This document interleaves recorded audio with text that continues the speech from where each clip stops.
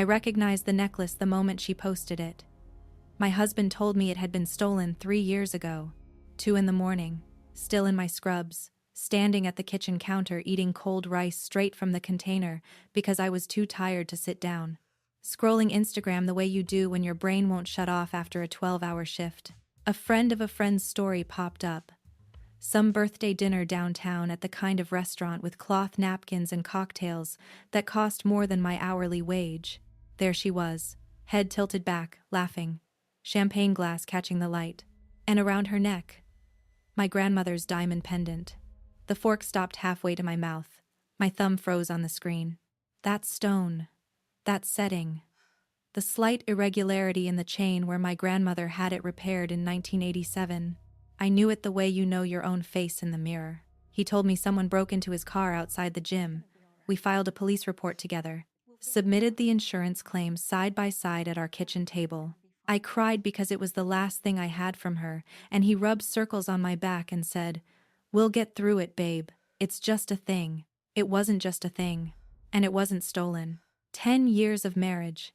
A decade of night shifts at the hospital. Picking up extra hours so he could build his career in consulting, whatever that actually meant. I paid the mortgage every single month, skipped vacations, drove the same car for 7 years, wore the same winter coat until the zipper broke and I safety pinned it shut. We were saving for the house renovation. He called me his rock, his partner, the woman who made everything possible. I believed him. God, I believed every single word. Turns out this pattern plays out more often than anyone wants to admit. Documented cases show husbands maintaining entire second lives, separate apartments, separate relationships, sometimes even separate social media identities, under different names. One documented case involved a woman married 9 years whose husband maintained 2 sets of social media accounts, one under his first name, one under his middle name, with no photo of himself on either profile. I didn't know any of that yet. I just knew the necklace, so I screenshotted the photo before the story expired. Then I did something I'd never done before in my marriage. I went looking. Reverse image search. 11 seconds. Her account was public. Completely, carelessly public. The kind of profile that wants to be seen. Designer bags arranged on marble countertops. Weekend trips to places I'd only seen in magazines. Brunch photos with mimosa flights and fresh peonies in crystal vases. A life that looked expensive and effortless, and nothing like the one I was living. I scrolled for 20 minutes. My hands stayed steady, which surprised me. Then I found it. A casual photo, her curled up on a couch, feet tucked under her, reading something on her phone. And there, on the coffee table behind her, barely in frame, a small, framed picture. I zoomed in until the pixels blurred. My husband's face, smiling in a way I hadn't seen in years. I set my phone down on the counter, picked up my fork, finished the rice, because the thing about discovering your whole life is a lie at 2 in the morning is that your body doesn't know what to do with the information yet. So you just keep going. The next evening, he came home at 9:47. I know because I'd started watching the clock differently. He kissed my forehead, same place, same pressure, same routine as always. "Hey babe, long day, what's for dinner?" "Pasta." I made him pasta. He sat across from me and talked about a project deadline. Some client who kept changing deliverables. The usual complaints wrapped in the usual exhaustion. I nodded, asked follow-up questions, watched his mouth move and realized I was studying him now. The way his eyes drifted left when he described where he'd been. The slight pause before specific details, like he was selecting them carefully from a menu. This man had rehearsed his entire life with me. Every evening, for God knows how long. I washed the dishes. He fell asleep on the couch watching SportsCenter, and I sat in the bathroom with the door locked, pulling up our bank statements on my phone, statements I hadn't checked in months because I trusted him. There it was. A recurring charge to a property management company I'd never heard of. Monthly. Sitting right there between the electric bill and his gym membership like it belonged. I went to bed that night next to a stranger. He reached for me in his sleep the way he always did, one arm across my waist. I didn't move it. He thought I didn't know. And if you've ever been exactly where I was, lying perfectly still beside someone who's been lying to you for years, you know what that feels like. That was his first mistake. Thinking I wouldn't look. His second mistake was assuming that a woman who'd worked 12-hour shifts to fund his double life would stay quiet once she found the receipts. 3 days to find the apartment. 3 weeks to calculate exactly how much of our money he'd poured into her life. I started with her Instagram, the account I'd stumbled across through that friend of a friend's story. Public profile. Every location tagged like breadcrumbs. She didn't know she was leaving. Brunch at a place downtown I'd driven past 100 times without ever parking. A spa weekend in wine country. Tuesday night sushi, where a single roll cost more than I spent on groceries in a week. The patterns didn't just suggest, they screamed. Every tagged location matched a night he'd claimed he was working late. Weekend getaways lined up perfectly with conferences on his calendar. She posted champagne on the same Saturday I pulled a double shift to cover property taxes. The timestamps were a confession written in real time. My husband was bankrolling another woman's entire existence while I reused tea bags. The restaurant receipts were nothing compared to what came next. I called the property management company, the one listed on a credit card statement I'd found wedged between his gym membership and our electric bill. Kept my voice light. Said I needed to confirm the lease renewal for the unit under his name. The woman didn't pause. Read back the address like she was confirming a dentist appointment. 20 minutes from our house. A one-bedroom he'd been renting for 14 months. 14 months. He signed that lease while I was home recovering from surgery, while I was on unpaid medical leave, splitting pills to make prescriptions last longer. He was furnishing a second home. The apartment was just the foundation. I pulled up more statements. Jewelry store purchase, $4,200, 3 days before our anniversary. I remembered that anniversary. Grocery store flowers with the price tag still stuck to the cellophane. He kissed my forehead, said things were tight this year, promised next year would be different. She posted a photo that same week. New tennis bracelet catching the light. Everything I'd believed about our finances was theater. Everything she posted was the truth he kept locked away from me. Designer bags I'd never touched. Facials I'd never booked. The life he kept saying was just around the corner. She was already living it. His laptop sat open on the kitchen table. Same password for everything. Arrogance has patterns too. I found the second social media account within minutes. Not under his first name. His middle name. Different email. No profile photo. But the messages left no room for doubt. He'd constructed an entire digital identity to keep her quarantined from me. She thought he was single. Successful project manager. Unattached. Building something real. She had no idea I was paying half his rent. The second phone found me. I wasn't hunting for it, not that morning. Needed our insurance cards for a dentist appointment. Remembered he'd shoved them into his gym bag weeks back. The bag sat untouched in the hall closet. I unzipped the front pocket. Empty. Tried the main compartment. Pushed past a wadded towel. Felt something hard beneath a panel I'd never noticed before. Burner phone. Fully charged. One contact saved. L. My hands went still. Not shaking, something colder than that. The air before lightning splits the sky. 2 years of messages. 2 full years staring back at me from a 3-inch screen. Can't wait to see you tonight, baby. Wednesday, the night his team supposedly had a deadline. She's working late again, I'm all yours. The night I picked up an extra shift to pay off the car. You're the only one who really gets me. He called me his obligation. The words sat in my chest like a stone. What I did next changed the shape of everything. Went to the bank the following morning, sat across from a financial advisor, requested full records on every account tied to his name and mine. Every transaction, every transfer, every hidden current of money I'd earned working nights while he played house 20 minutes away. $87,000. Moved into a separate account I had no access to, no knowledge of, no signature on. Years of overtime. Years of saying no to things I wanted because I thought the sacrifice was mutual. I placed the phone back exactly where I'd found it. Smoothed the false bottom. Zipped the bag. Returned it to the closet at the same angle. That evening, he walked through the door. Asked how my day went. I said fine. He said work had drained him. I nodded. Made dinner. We sat across from each other and he described a project that didn't exist, and I listened to every lie like it was scripture. He reached for my hand across the table, smiled that easy smile. I smiled back, and for the first time in 14 months, the smile was completely real, and she'd said the words I needed. With documentation like this, he won't just lose the case, he'll lose everything. That's when I stopped being his wife. started being someone he should have feared from the beginning. The next morning, I woke before dawn, made coffee in the dark, sat at the kitchen table with a legal pad, wrote down every name, every date, every dollar. Then I heard his phone buzz on the nightstand, not the burner, the real one, and the screen lit up with a message from his mother that said, his mother's message said, "Call me when she's asleep. We need to discuss the plan." Not his plan, their plan. Weeks of coordination. Rehearsals on how to leave me with nothing while maintaining the appearance of reasonableness. She knew about the apartment.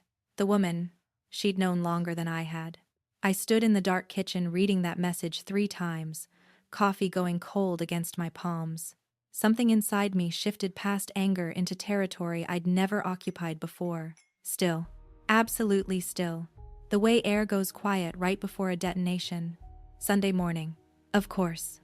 Fresh from the shower, wearing the cologne I'd bought him for Christmas, he sat across from me at breakfast, with both hands wrapped around his mug like this was a meditation retreat, and he'd achieved enlightenment. That cologne alone, the audacity of it, could have destroyed me. But I'd had 3 weeks to prepare for exactly this performance. "I think we've grown apart." Practiced. Gentle. The words arrived rounded at the edges, soft enough to sound kind, rehearsed enough to sound sincere. He couldn't meet my eyes, which told me everything about what he expected. Tears. Begging, maybe. Questions he could deflect with vague answers about needing space to discover himself. What he got was silence. I let it expand. 5 seconds. 10. Long enough for him to shift in his chair, clear his throat, glance up to confirm I'd heard him. "Is there someone else?" My voice came out flat. Conversational. Almost. "No. Immediate. Too immediate. The kind of denial that arrives before the question finishes landing." I asked again. "You're being paranoid." A flicker of irritation now, the mask slipping. This wasn't following the script he'd practiced with his mother. I was supposed to be crying by now.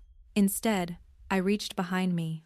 My laptop sat on the counter, already open to the file I'd built over 21 days of meticulous, furious, silent work. I turned the screen toward him. The spreadsheet filled the display, color-coded, dated. Every restaurant receipt cross-referenced with his overtime schedule. Every hotel charge matched to nights he claimed he was sleeping at the office. The apartment lease, his signature, clear as daylight. Bank transfers, totaling $87,000, funneled into an account bearing only his name. And at the bottom, screenshots. 2 years of messages from L, including the one where he called me his obligation. His face didn't just go white. It collapsed. Like watching a building lose its foundation floor by floor, the confident jaw slackening, the rehearsed composure crumbling into something raw and panicked and small. He tried to explain. They always do. It just happened. As if $87,000 and a secret lease just happen. The way weather happens, the way gravity happens, forces beyond anyone's control. He never meant to hurt me. She made him feel alive in ways I didn't anymore. He had the nerve to look wounded while saying it, as though his aliveness was a bill I'd failed to pay. I let him talk. Every word was a gift. My phone was recording in my pocket, and my lawyer had confirmed that in our state, single-party consent recordings were admissible. He confessed to the apartment, admitted to the financial transfers. Even mentioned his mother's involvement, her suggestion to file for divorce first so he could control the narrative. When he finally ran out of words, the kitchen was so quiet I could hear the refrigerator humming. Then I spoke. "The joint accounts? Frozen since Thursday." My attorney already possessed copies of every document on that spreadsheet, plus the burner phone records my forensic accountant had subpoenaed from the carrier. His company's HR department received an anonymous but thoroughly documented report that morning. Falsified business travel to fund a personal affair. Corporate credit cards used for hotel rooms where no business was conducted. The message I'd prepared for Elle was almost gentle by comparison. A timeline, proof of our marriage, and documentation of the insurance fraud we'd unknowingly both participated in when he reported my grandmother's necklace stolen. She'd blocked him before breakfast. His mouth opened. Nothing came out. "What do you want?" he finally managed. "Everything. The house, the remaining savings, the car." Alimony calculated against his actual income, not the reduced number he'd been reporting. An assigned acknowledgement of hidden marital assets, because without it, My attorney would pursue criminal fraud charges. You're being cruel. I'm being thorough. There's a difference. He signed 3 days later. Moved out on a Wednesday with 2 suitcases, and the expression of a man who'd just discovered the ground beneath him had been glass the entire time. For 11 days I thought it was over. Painted the bedroom. Changed the locks. Slept through the night without listening for the second phone to buzz. Then came the knock at my front door. Not his knock. Not a delivery. But sharp, insistent rapping at 7 in the morning. When I opened it, standing on my porch was a woman I'd never seen before, holding a baby that looked exactly like my husband. She said, "Her name is Lily. She's 14 months old. And your husband promised us a house by Christmas." The baby had his jawline, those same dark curls, deep-set eyes that crinkled at the corners, the ones I'd fallen in love with 12 years ago at a coffee shop on Elm Street. No DNA test required. Her mother looked 25 at most. Hands trembling, mascara smudged down one cheek, diaper bag sliding off her shoulder. She'd tracked down my address through the property management company, the same one whose monthly charges had first unraveled his entire lie. Her name was Laura. She met him at a bar 2.5 years ago. He introduced himself using his middle name, told her he was divorced, no kids, fresh start. She believed him, just like I had. Laura didn't know about the apartment across town, had no idea about the frozen accounts or the signed settlement. She came to my door because he'd stopped answering her calls 3 weeks ago. The rent on her place, which he'd been covering, bounced for the second month straight. She wasn't angry at me. She was terrified. A young mother with a baby and no income, watching the man who'd promised her a future vanish the same way he'd vanished on someone else. I invited her inside, made tea, held the baby while she cried at my kitchen table. That moment reframed everything. I'd spent months believing the betrayal was about me, my trust violated, my finances stolen, my years wasted. But sitting across from Laura, I understood something colder. I wasn't his only victim. I was just the one with enough documentation to fight back. My attorney filed an amended petition the following week. The existence of a child he'd hidden, a child he'd been financially supporting with marital assets, changed everything. What had been a straightforward divorce became what the judge called a sustained pattern of financial and emotional fraud. Her exact words during the hearing. The final settlement gave me the house, 70% of remaining retirement funds, 3 years of spousal support. His hidden transfers, $87,000 funneled into that shadow account, were classified as dissipation of marital assets. The court ordered full restitution. His attorney barely mounted a defense. There wasn't one to mount. Laura filed a paternity suit the same month. Child support was established by spring. He moved into his parents' basement. Lost the management position after HR's internal review confirmed he'd falsified travel expenses to fund trips with Laura. The woman he'd called his future had already blocked him. The family who'd called me vindictive went quiet once the court documents became part of the public record. I didn't celebrate. Celebration implies something was won. What I felt instead was the absence of a weight I'd carried so long I'd forgotten what my body felt like without it. My shoulders dropped, my jaw unclenched. For the first time in over a decade, I slept past 6 a.m. on a Saturday without that low hum of something being wrong. I repainted every room, tore out the carpet he'd picked, booked a solo trip to Portugal, paid for with money I earned, spent on myself without apology. Laura and I still talk, not often, but enough. She's back in school now, studying nursing. The baby is walking. People ask if I regret it, if the scorched earth was worth the fire. Here's what I know. He didn't just betray a marriage. He manufactured a world where 2 women poured everything into a man who existed in neither life fully. He used my salary to fund her romance, used her devotion to avoid coming home to me. Every piece of it was engineered, deliberate, chosen. I didn't destroy his life. I simply stopped building it for him. And if you're lying in bed right now next to someone whose story doesn't quite add up, trust that feeling. It's not paranoia.